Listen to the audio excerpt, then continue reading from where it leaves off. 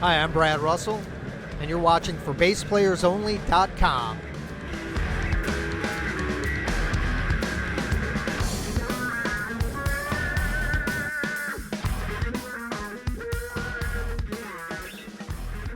Hi everyone, John Liebman here. You're watching for BassPlayersOnly.com. Coming to you from the 2017 Winter NAMM Show, Anaheim, California, at the Hip Shot booth with our old friend Brad Russell. What's up, Bradley? John, how are you? Good to see you, man. Once again. We go way back. We studied with the same guy in the Detroit Symphony. We went to school together at University of Miami, and Brad went off and did some really cool things with Clarence Clements and the Detroit drummer, Greg Bissonette. Can I forget his name? Sorry, Greg. And with Steve Vai, Joe Satriani, all kinds of cool stuff. But tell us what's been going on since we last spoke. I know it wasn't all that long ago, but I know that you've got some new recordings and new projects and new stuff. So bring everybody up to date on what's happening and what's been happening. What's going on? Sure. Yeah, I got some cool stuff going on. I'm working on this CD with a great drummer, Achilles Priester, who I think we talked about last year. And he's very present this year. Brazil, right? He's from Brazil, yes.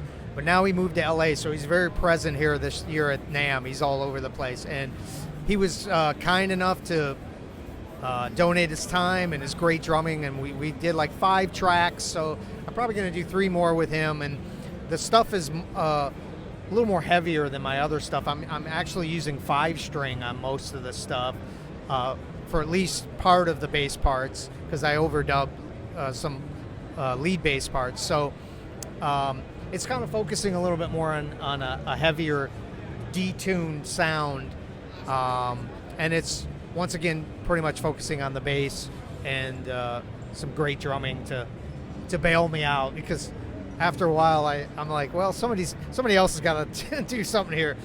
And you've done a lot of duo stuff with drummers. Is that what this project is, or do you have some other instrumentalists as well? It's pretty much bass and drums. For as long as I can remember, I mean, all of my musician friends are drummers, and I just have, which isn't odd for bass players to have a connection with the drummer. So I've done a lot of, even back to when I was in the University of Miami, I did a lot of jamming, just bass and drums. And as time went on, it was like, you know what, this sounds like music to me. I think this will work. So especially with your technique and your two-handed tapping and you're going up and going down, doing so many things at once, like the contortionist that you can be. I don't know why I do all that. I could just stay down here and make a lot more money. So yeah, it's just an extension of all the hours I spent just playing with drummers, and I feel real comfortable doing duo stuff with just drums. So this is kind of a continuation of that. I may add another instrumentalist, but I'm not sure yet. I have a few more tracks, so I'm doing that. Do you have a title for the album? I do this time. I have a title, Metal Improved, it's called. I should be finished with that probably, I would say, in February or March at the latest. Okay. I mentioned that we're sitting in the Hip Shot booth. Yes. And I know you're a longtime fan of their wonderful products. Why don't you tell us what you like about Hip Shot and why you like their products so much? Well, they stay in tune, for starters. That helps. If the bass is out of tune, the whole band's out of tune, I always say. Exactly. So I just had these installed on my bass, these black tuners. And they're a little bit lighter, which makes a difference. Even though it's, a slight bit of weight difference, you can feel the difference, when I'm playing. And the E is I think it's called a BT10 extension, detuner. I can drop it down actually to a low B, which I didn't know I could do that. I kind of accidentally did that. So in one flick, I can, have a 5-string. Okay. Did a B? So this is a 4-string. This is an E, and you can drop that all the way down to a B. Yeah, it can be a little flimsy, but if I use a little heavier gauge E string, it tends to react a little better.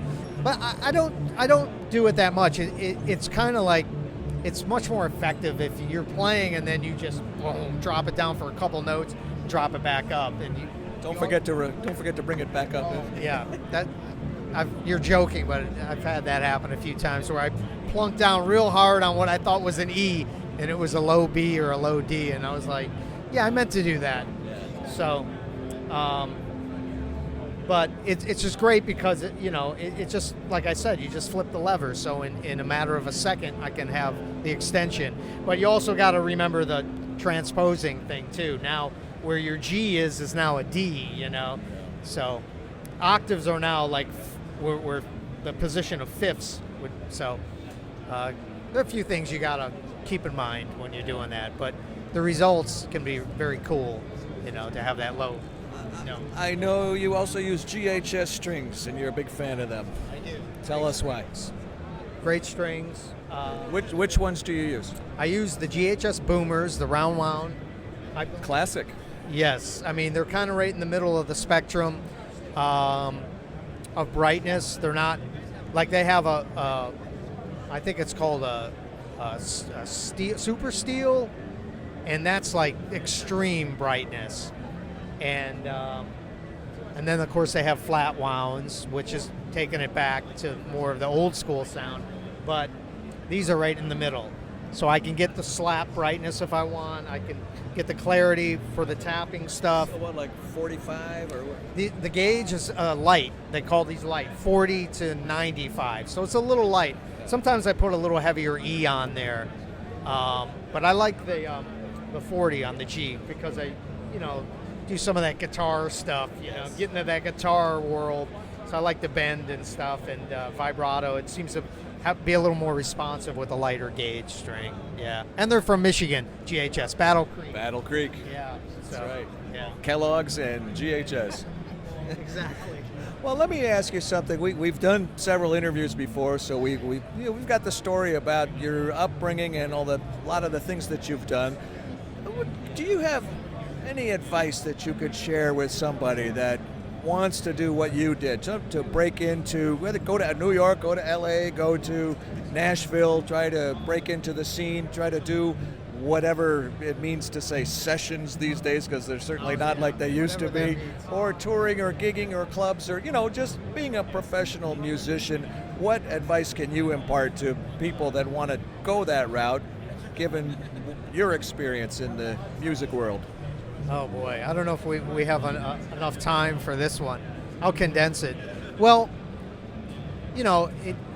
I think first of all I break it down to how much they really love music. If they cannot live without playing and it is their passion, then they're on the right path. I mean, that may sound corny or simplified, but if they're looking for, am I going to be able to buy a house? Am I going to be able to make payments? Am I going to be able to support my family? Blah, blah, blah. These are all very real things. But when you're 19, 18, and you're thinking that, I've had a few students like that. I'm like, I don't know if this is your calling. So it's kind of like it chooses you. You don't choose it. So that's number one. You have to have the passion for it because there's going to be a lot of challenging times in your career.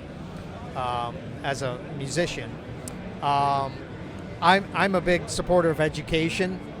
I think you should study music. I went to music school as you did, and it puts you in the environment with like-minded students, or and you get exposed to people from other countries, other states, other places, other styles of music. So it really broadens your spectrum.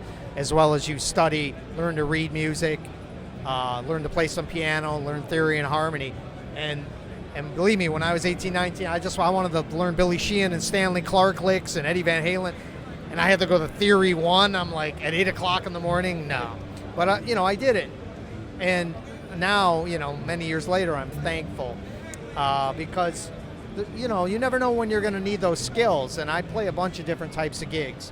And as a bass player, if you can read music, you can play in different styles. If you can play upright bass and electric, you've just increased your markability When was the last time you picked up an upright? Last week. Hey, good. I played it all the month of December for a Broadway show gig I was doing. Great. Yeah. There's been times where I couldn't say that. I've neglected it, but You keep up the chops with the bow. And all. not as much as I should. Never as much as I should. But because, I had a strong classical background as you did, that stays with you, and the fundamentals are there. And a lot of gigs, they don't require the demanding classical background that a symphony player needs to have. But if you can pull those tools out and have the bow for a Broadway show gig, or even if you're with a singer-songwriter, I played a few whole notes with the bow, and they're like, "Oh, could you play that on the song? Could you take a solo with it?" And you're in a club playing with a bunch of rock bands, and the next thing you know, you're playing upright with the bow. So you never know when those things are, or even like I've played with a really hard metal, like heavy metal band, and they gave me charts, like music notation, and the parts were really hard. And thank God I could read music, because it made the learning process a lot easier. I could fall back and read the music if I had to. And this was a heavy metal band, so you never know what's going to happen. Good advice. Learn it all. Take it all. Don't dismiss anything. Hey, Brad, this is always fun. I don't know when we'll do it again, but let's do it again soon. And good luck. Metal Improved? Metal Improved is the name of the CD. Let us know when that comes out. We'll let everybody know where and when they can get it. Thanks. In the meantime, keep it up. Keep doing everything and get out that bow. German bow or French bow? French bow. Oh, okay. Well, when I pick up French bow, I hold it like It's a easier German to bow. do my Jimmy Page impression on the electric bass with that. All right, from the Hipshot booth at the 2017 Winter NAMM show with our good friend Brad Russell. I'm John Liebman. You're watching for BassPlayersOnly.com.